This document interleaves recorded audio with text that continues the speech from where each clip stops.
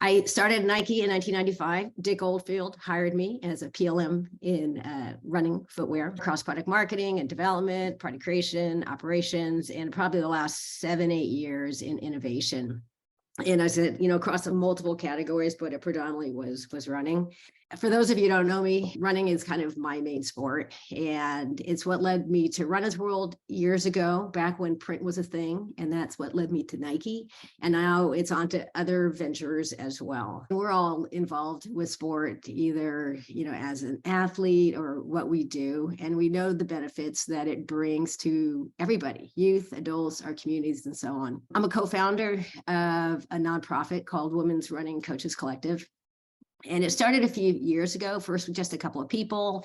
We were an LLC, and then we converted to a nonprofit last year. And we have created an amazing board. We've really focused, and we have some lofty goals. Super high level before I jump into a couple slides, because it might be easier to read through it or talk through it.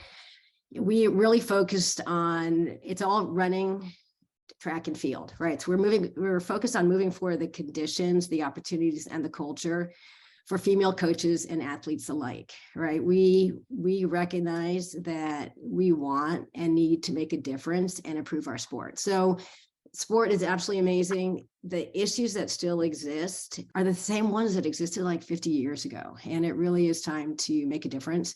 We want to be a resource across all through the ages of collegiate, high school, middle school, professional as well, and to do better for our athletes. We are all about changing the landscape for women in sports. The way we're going to do this is we are focused on amplifying the power that women coaches bring to track, field, and distance running.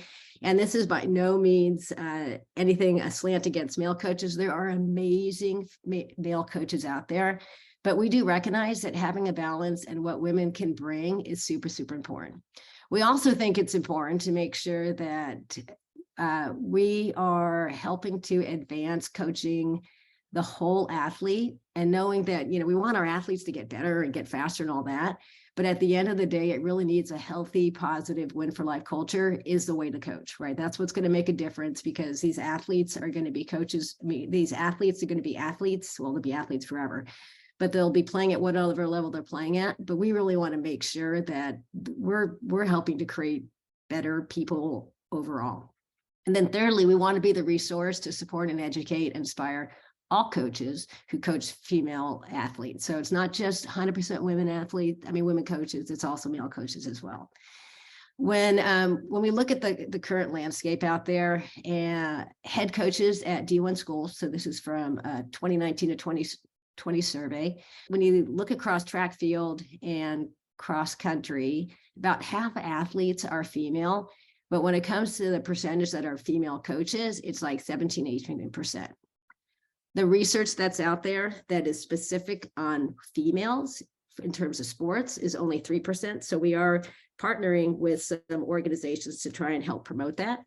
And then we also have seen these statistics as well in terms of girls drop out of sports at an unprecedented rate. So by age 14, girls drop out 2 times the rate versus their male peers, and over 50% of the girls leave sport by the age of 18.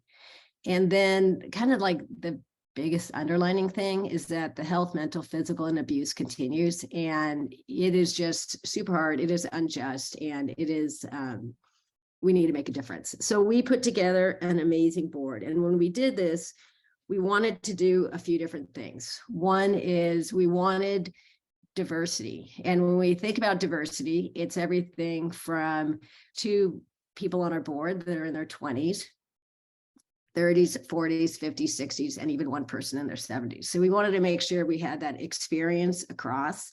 We wanted to make sure that we covered the ranks of athletes or coaches that are focused on track and field, as well as longer distances. We wanted to have a board that represented the community. So we have a number of people of color on our board as well. And then also we have like Joy Kwani. She's not a coach, but she is an amazing business person. She works with the National Athletic Scholarship Foundation. I think she's COO there. And then we have a couple of people that are attorneys, which is always good. And for all these people, the WRCC is there. They have a day job. So everyone here is super passionate and heavily involved in knowing that we all need to come together to make a difference. So we focus on 3 different areas. One is we are all about community. We have these regional chapters where coaches get together and just talk shop. We have interviews and, of course, website, newsletter, and so on. We are focused on inspiring coaches, right? We really want to make sure that we are a resource for them. We have different speaker series, clinics, and interviews. And, for example, we're really focused on coaching the whole athlete. And so like Colette, what you're working on kind of ties into some of this as well. So that's why I reached out to you. So for example, we're partnering with the Stanford University FASTER program. And what that is, it is the Female Athlete Science and Transitional Research. And working with them, they're doing workshops for us quarterly. They're all virtual for these workshops. So anyone across the US can chime in and be part of it. We have a quarterly 2 coaches, Will Collins and Lakita Stewart. One's down in Texas and one's in Nevada. And it's all about coaching girls and boys. We have a quarterly with Red Moon. We have injury prevention workshops, which is actually kind of interesting because, and it's not just information about what it is, but really wanting to provide coaches usable information that they can take and work with their athletes. And then even we have a book club coming up. So Lauren Fleshman, who many of you know, she just published a book called Good for a Girl. And we have her joining us in early March to do a virtual book club type. We have a coaches retreat, clinics. We're at the Nike high school clinic coming up in Portland. We're partnering with NASF. They partner with Nike. And then we are able to be part of both indoor and outdoor nationals and so on, which is very good. And then we really want to empower. So once again, really focus on research. We're focused on education and providing scholarships for coaches, focused on coaching the whole athlete approach, and then really working with different partners to help along. And once again, it all comes down to the athlete. And we all know that there's a lot that we can do to help our community of athletes out there.